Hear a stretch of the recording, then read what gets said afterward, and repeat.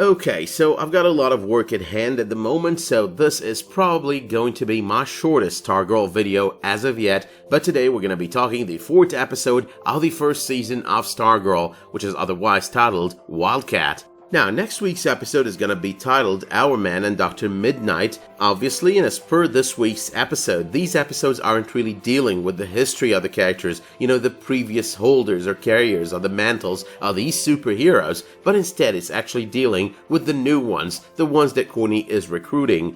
Now, Courtney has already recruited one of the members of this new Justice Society of America, the one that she's forming on this week's episode, that being Wildcat. On next week's episode, she's going to be recruiting 2 more. We know that she's going to be recruiting Rick Tyler as the second Our Man, also son to Rex Tyler, both on the pages of the comics and probably on the series, and she is also going to be recruiting Beth Chappelle as the second Dr. Midnight, which she is, by the way, on the pages of the comics. That has already been hinted on this episode. Like, before I even checked the title of next week's episode, I was already under the impression that it's probably going to be titled Dr. Midnight. The Our Man part was the addition there, but the Dr. Midnight part, that was pretty obvious from this episode.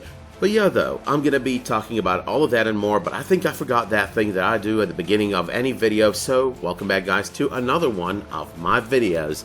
Now, first and foremost, there's a little bit of a side comment because that big smile on Yolanda Monte's face at the beginning of the episode when she wakes up, I don't know if anyone could actually do that, like wake up no matter what and be that happy and all smiley, especially if you wake up to an alarm. So if you know how to do that, let me know in the comments down below. But it's 3 months ago, that's the flashback here. The episode is titled Wildcat, and getting flashbacks of Yolanda Montes is pretty fitting because she is the second Wildcat in the comics. As opposed to the case over here, she's also connected on the pages of the comics to the first Wildcat, aka Ted Grant, being his goddaughter and all. Apparently, the object of her affection over here, that was Henry, the photo that she sent him, that's the reason she got slut written all over her locker on last week's episode.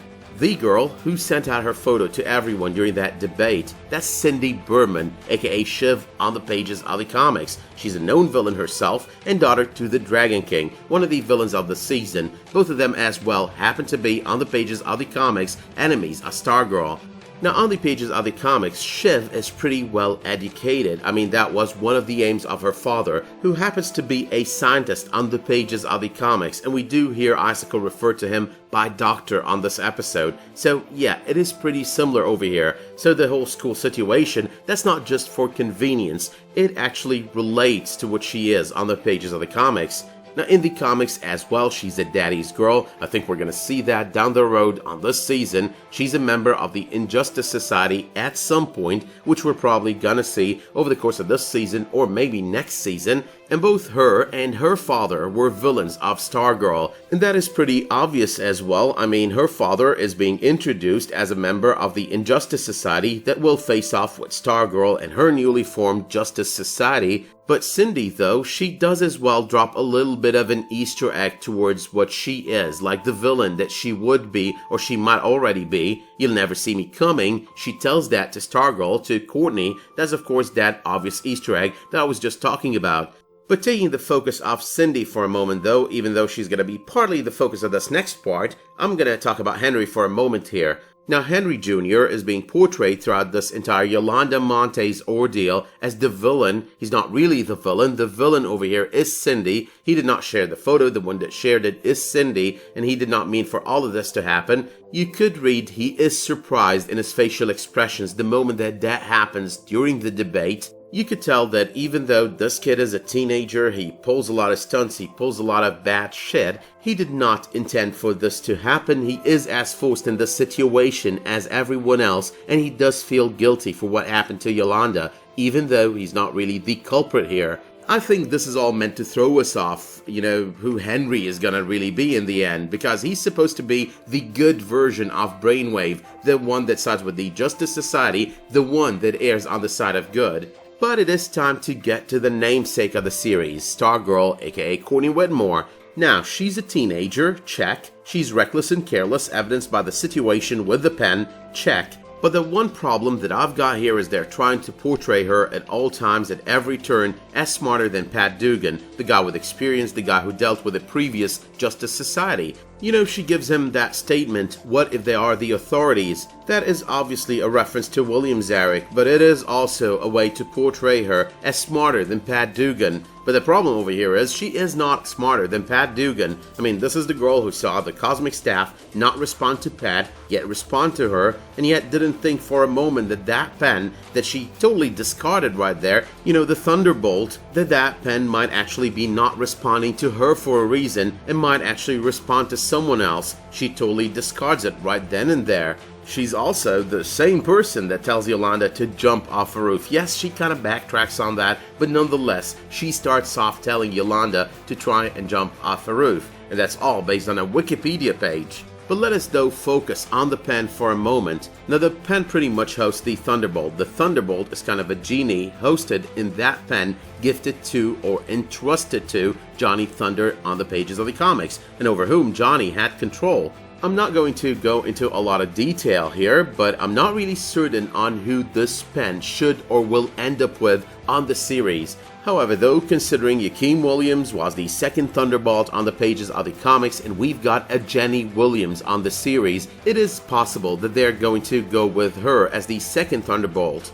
But not only could Jenny Williams be a play on Jakeem Williams out of the comics, you know, because of the last name, but she's possibly also a play on Johnny Thunder out of the comics. Not the Johnny Thunder that we know, but that other Johnny Thunder, the female Johnny Thunder, with a double N and an I after the J-O at the beginning of her first name.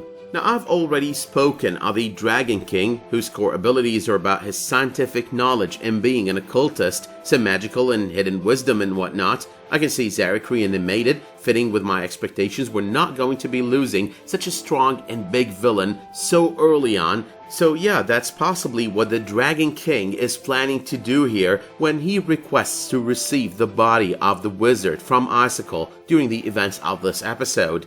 But more Easter eggs though to Wildcat on the pages of the comics, and back to Yolanda, the boxing bit. That's an Easter egg to Ted Grant, the Wildcat that we watched die on the premiere of the season. Yolanda is also possibly and most probably Mexican, just like the way she was in the comics, which is again a lot of Easter eggs to a whole lot of things on the pages of said comics, including but not limited to her mother being subjected to a lot of experiments by Dr. Love while being pregnant with Yolanda, her escaping that, ending up in the US and away from Mexico, being born a metahuman, that's Yolanda, with retractable claws, which is part of her suit in this case, superhuman agility and superhuman reflexes, which are again part of her suit on the series, as opposed to being part of her own meta-human abilities on the pages of the comics. But ladies and gentlemen, the birth of a new Wildcat. Of course, I was about to browse to Wildcat's Wikipedia page to check if this one was actually tailored to the show. Before I read the words eyewitnesses to Wildcat, I was like, okay, that's definitely tailored for the show. That's not the Wildcat page that I'd find on Wikipedia online. Let me know if you did look it up though, or think about it at first. But moving on though, we've got Beth Chappelle seeing it all, Stargirl and Wildcat, which is all about next week's episode because now she knows, making her into one of the two upcoming recruits. As I mentioned earlier, she's going to be our new Dr. Midnight, while Rex Tyler's son, will be our new Hour Man, and both on next week's episode as well. Now speaking of the principal, Anaya Bowen, the violin, mother to Isaac Bowen on the series. Isaac Bowen we know in the comics, we don't know his mother really, but we know Isaac in the comics. We've seen him briefly on the first couple of episodes of the season as well. I think this series is kind of making her, Anaya Bowen, into the new Fiddler, with her son now having the potential to become the second Fiddler. The Fiddler was as well a member of the Injustice Society on the pages of the comics, so it sort of makes perfect sense here. Pretty fitting. But yeah though, a little bit of drama there, Yolanda walking away from her liking of her newfound self, the superhero that she could become, before she finds her costume waiting for her in her room after her parents' rejection of her, and for her to make her decision to become Wildcat to help Courtney, because as Courtney states, she cannot really do it alone. But the last thing on our list over here is Denise. Obviously, Denise has been talking a lot. She already talked to Pat, but obviously she's been talking a lot more, enough for the Injustice Society to take her. Pat finds her cat, her car, and the wizard hat at the very end, allowing for a new realization to start sinking in. More about that one on next week's episode though, but I do think that Pat over here did probably realize that William Zarek was probably the wizard. Another thought over here though is he's possibly thinking that the wizard is the one that killed Zarek, that the wizard is also the one that took Denise. With that said though, my work here is done for the week, so let me know in the comments down below what you thought of this episode, what you thought of all the Easter eggs. Did I miss any? Do you have the same kind of complaint about Courtney's character on the series? Let me know all of it in the comments down below. Let me know as well if you did like this video by dropping it one of those much appreciated likes, subscribing to this channel, and make sure while you're at it to enable notifications in order to get updates when I upload a new video, publish a new community post, or start a new live stream. But until the next time that you tune in for another one of my videos, Stargirl or otherwise, thank you so much for tuning in to this one. Stay safe and have a great day.